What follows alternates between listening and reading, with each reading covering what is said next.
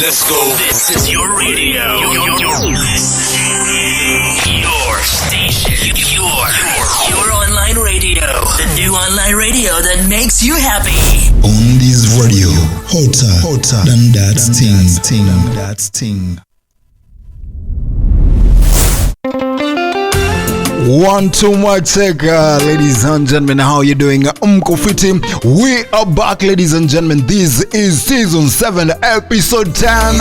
Tunakomonga episode 10, solo riding again. You guys, Mkofiti, hello, in the new studios, inaweza ikiweza, they call me VDJ Kevo Pondis, aka ulebo do tuwezido, aka ulebo madhako alikuona against. You guys, me no label do those you guys. Anyway, my previous co-host alikuwa anapenda the intro hiyo vile mimi usema mimi ndo label do those do, and in case you don't know me, you know that is the freaking truth. Playing in the background ni Jukes, one of my favorite. Hey, you people know I love Jukes. Probably for that, you people know I love Jukes, and this is one of my favorite. Hey, hata sina like every song ya Jukes ni my favorite apart from the Amapiano. Missed him to Amapiano, you know, vibes Amapiano's uni. Oh, the you guys. Either way, you peeps, we are on, we are here. Nataka kuanza conversation na vile inafam. And today in the pod, producer, introduce kitu tuanze because you guys, namaliza season 7 in style. Are you ready for this? Take you guys, I need you people to gonga vi serious this year. Oh my god. Mutapata kijana akroisamu. Anasema ni Spotify. Welcome to Pondis podcast. Oh my god. You guys, we are on Spotify and on Audiomack. My point is you can't love someone in seconds. Minta kupiga hug you guys, we sit, we eat, or wherever we have a good time. This is Pondis podcast, where we give you nothing but the truth.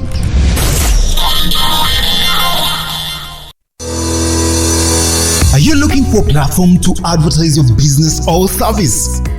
As one of the fastest growing podcasts around, we don't just run ads, we spread your gospel.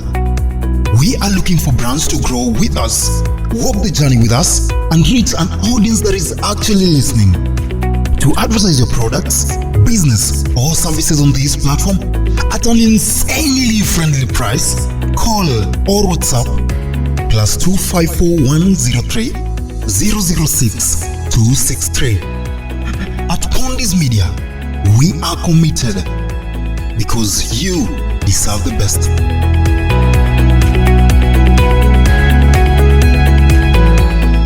Alright, we are back. Tunapiga kitu vile inafahamu kama kawa. In case you want to be part of this amazing pod, in case you want to sponsor our pod, in case you want to partner with us, na pia you know, ukifeel tu manzetu na kubamba yetu yote na unataka kuweka pale soda, you guy, you can WhatsApp, text or call +254 103 006 263. You guy,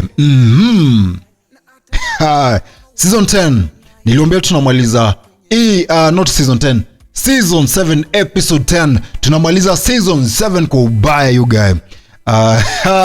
Si ubaya ile ati ubaya but ubaya ya, you know, kibazu, you guy.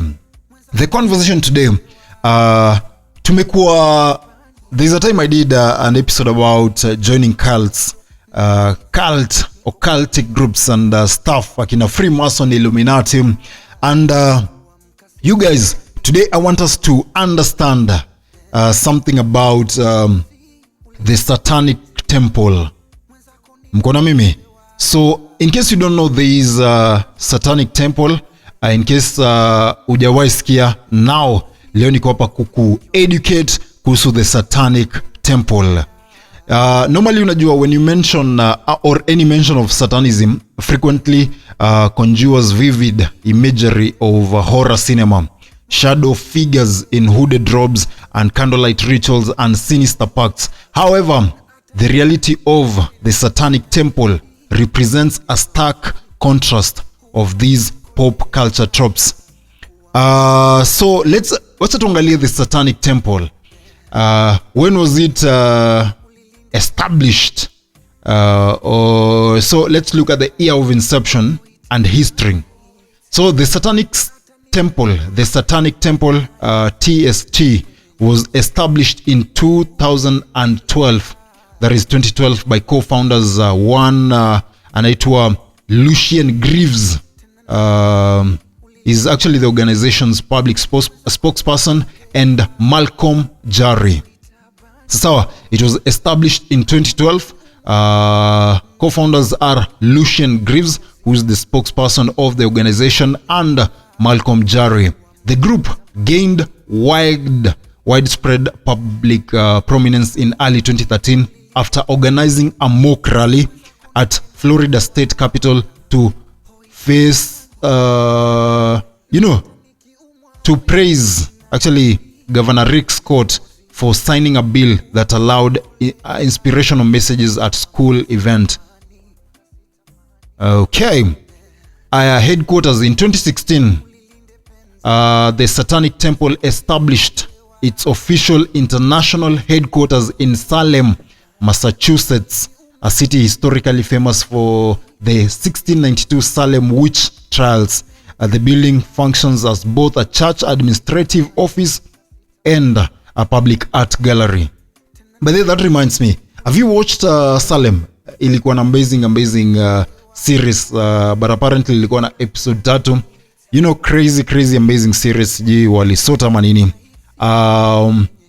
In a major institutional milestone, on April 25th, 2019, the United States Internal Revenue Service, that is IRS, officially designated the Satanic Temple as a tax-exempt church under Section 501c3 of the Internal Revenue Code.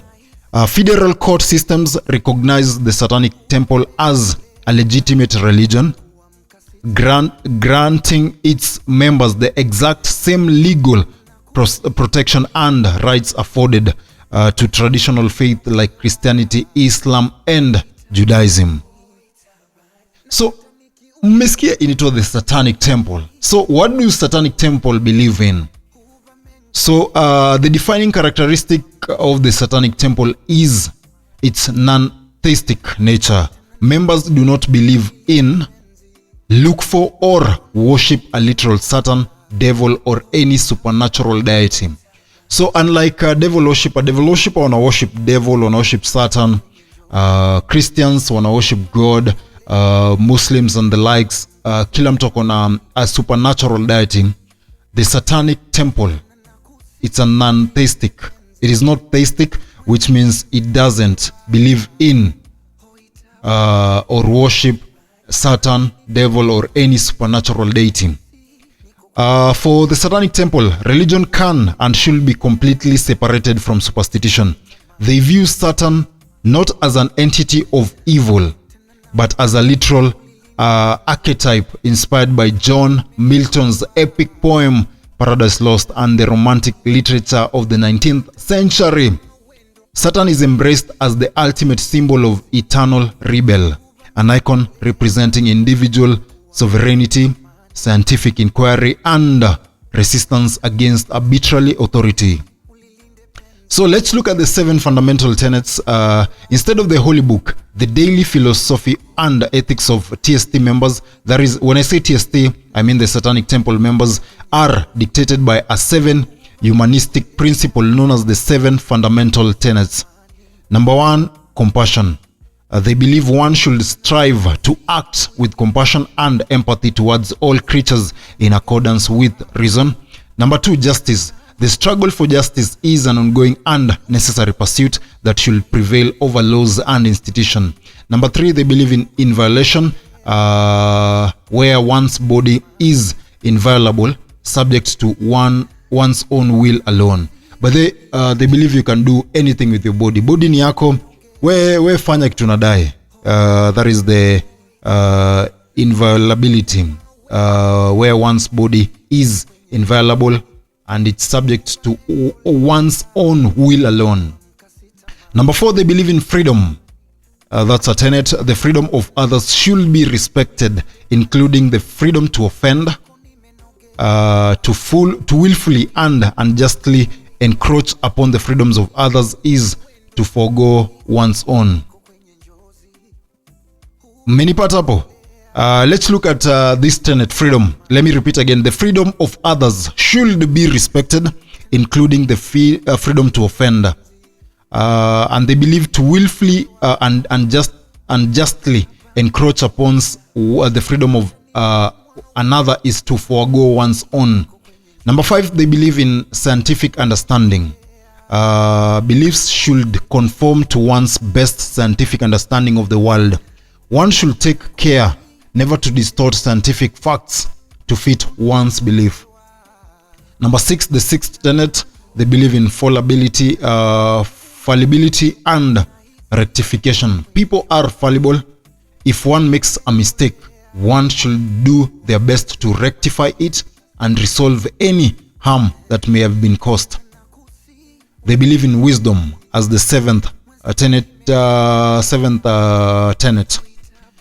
Every tenet is a guiding principle designed to inspire critical thinking and wisdom. The spirit, compassion, wisdom, and justice should always prevail over the written or spoken word. So whenever the government staki kuingilia hapo story ya serikali, but the Satanic Temple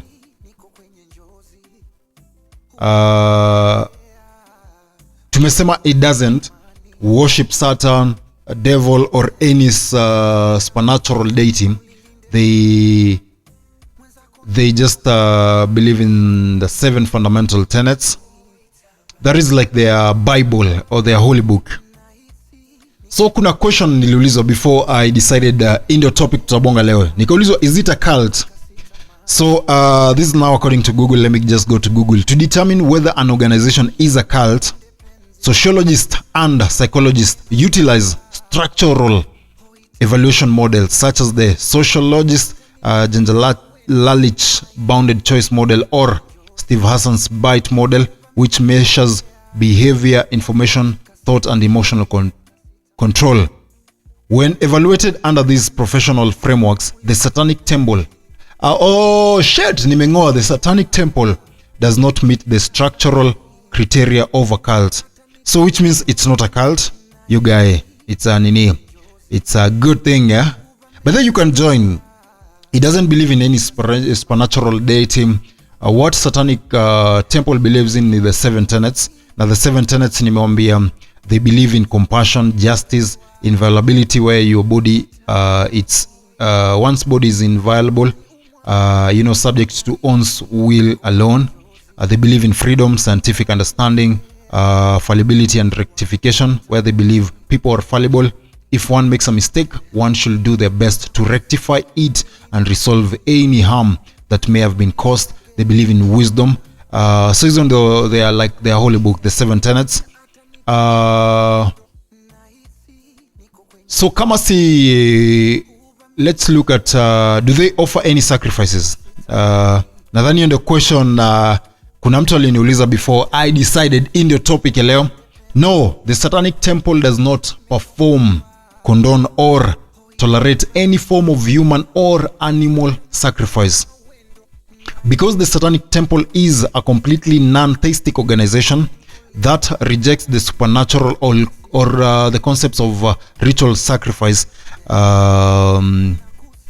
Let me repeat that, producer Pole. I lost a thought. Because the Satanic Temple is completely non-theistic organization that rejects the supernatural, the concept of the ritual sacrifice is entirely antithetical to their worldview. Poleni mkisikia makelele in the background, I live in Utawala, so ni Mandege, and there's an activity in my building. Today we have Pondis wanafanya 1 or 2 things here and there, so that's why utasikia makelele kidogo in the background, but don't worry about it. Tunaipiga vile inafaa, si ndio? Furthermore, any non-consensual so there is no deity to appease, no spiritual favor to buy, and no supernatural force to invoke with blood or sacrifice. So the Satanic Temple, they do not offer any sacrifice. because in tenet number 1 strictly commands empathy and compassion towards all creatures. In tenet number 3 they believe mandate that a living body is completely inviolable and subject only to its own will. So what are the Satanic Temple rituals like? Well, rituals are not required. Some local chapters host voluntary symbolic gatherings. These are entirely consensual, artistic, or therapeutic expressions of personal liberty. Common examples include the Black Mass, a theatrical celebration of blasphemy used to demystify and shed past religious trauma. Another ritual ni what we call baptisms, a symbolic ceremony where an individual renounces religious superstition that were imposed upon them as children without their consent. Number 4, destruction rituals. These are psychological exercise where participants physically destroy an object they own that represents a source of past personal pain or trauma in their lives. So those are the 3 rituals. We have the Black Mass, the Unbaptism, and the destruction ritual. So in the Black Mass, it's like a theatrical celebration of blasphemy used to demystify and shed past religious trauma. Number 2, Unbaptism, a symbolic ceremony where an individual renounces religious superstitions that were imposed upon them as children without their consent. Number 3, destruction rituals. These are the 3 rituals that the Satanic Temple applies. It's a psychological exercise where participants physically destroy an object they own that represents a source of past personal pain or trauma in their lives. Satanic Temple imekuwa na itazidi kukua. Satanic Temple, it's non-theistic, so inamaanisha they don't worship any particular supernatural deity, devil or Satan. You guy, I think it's very interesting because when I was looking at their tenets, whatever I wanna believe in, it's like their Bible. We've seen compassion. One should strive to act with compassion and empathy towards all creatures in accordance with reason. Number 2, they believe in justice. Number 3, inviolability, where one's body is inviolable, subject to one's own will alone. Number 4, they believe in freedom. The freedom of others should be respected, including the freedom to offend. To willfully and unjustly encroach upon the freedoms of others is to forego one's own. They believe in scientific understanding. They believe in fallibility and rectification, where people are fallible. If one makes a mistake, one should do their best to rectify and resolve any harm that they may have caused. Wisdom. Every tenet is a guiding principle designed to inspire critical thinking and wisdom. The spirit of compassion, wisdom, and justice should prevail over the written and spoken word. So these 2 people ambao, for example, me, don't believe in the Bible. You all know that. I've never believed in the Bible. I don't believe in religion. I'm not religious, but I'm very spiritual. I think for spiritual people, the Satanic Temple, their principles and whatever they believe in suits a lot of spiritual people, because whatever they teach in the tenets, hakuna sacrifice, no nothing, it's something that we all agree in. But where I don't agree with them, they don't worship any supernatural deity, or they don't believe in any power. For me, I believe in God, because the reason I believe in God is because we don't control nature. Nature ni vitu kama, weather patterns, rain, drought, jua, what else? Death, sicknesses. We don't control life. And I believe there is a supernatural being. Anapiga hiyo shughuli. Either way, ladies and gentlemen, that is all that you needed to know about the Satanic Temple. Ilikuwa short. Definitely, very short. Nilikuwa nataka tupitie hiyo kidogo. Either way, you guys, season 7, it's a wrap. Boom, boom, boom, boom, boom. Season 7, episode 10. We are out and about. See you next on Actually, see you on season 8. Itakuwa mbaya you guy. Tutaipiga vile inafaa. Kama kawa kama dawa. They call me. My amazing name is VDJ Kevo Pondis, aka Ulebo Dufto Zidu, aka Ulebo Madhako alikuona against you guys. We are out and about. Kama kawa, this is Pondis podcast, where we have raw, authentic and filtered conversations. And again, you learn something each and every day tukiwa hapa, si ndio? I make sure in as much as tunapiga commongarization, in as much as we do what we gotta do, at the end of the day, I make sure you learn something. You guys, kama dawa, in case you want to be part of this amazing pod, you can call, text, or WhatsApp +254-103-006-263. You guys, this is where traditional radio meets modern podcasting. Kama kawa, Mindo King, Mindo Bazu, Mindo mzazi ya wengine ni waigizaji. See you on the next episode, fam. We are out and about. Whoa! Take you guys, I need you people to gonga vi serious this year. Oh my god. Mutapata kijana kwa Isamu. Anasema ni Spotify. Welcome to Pondis podcast. Oh my god. You guys, we are on Spotify and on Audiomack. My point is, you can't love someone in seconds. Minta kupiga hug you guys, we sit, we eat, or wherever we have a good time. This is Pondis podcast, where we give you nothing but the truth. Are you looking for a platform to advertise your business or service? As one of the fastest growing podcasts around, we don't just run ads, we spread your gospel. We are looking for brands to grow with us, walk the journey with us, and reach an audience that is actually listening. To advertise your products, business, or services on this platform at an insanely friendly price, call or WhatsApp +254-103-006-263. At Pondis Media, we are committed because you deserve the best.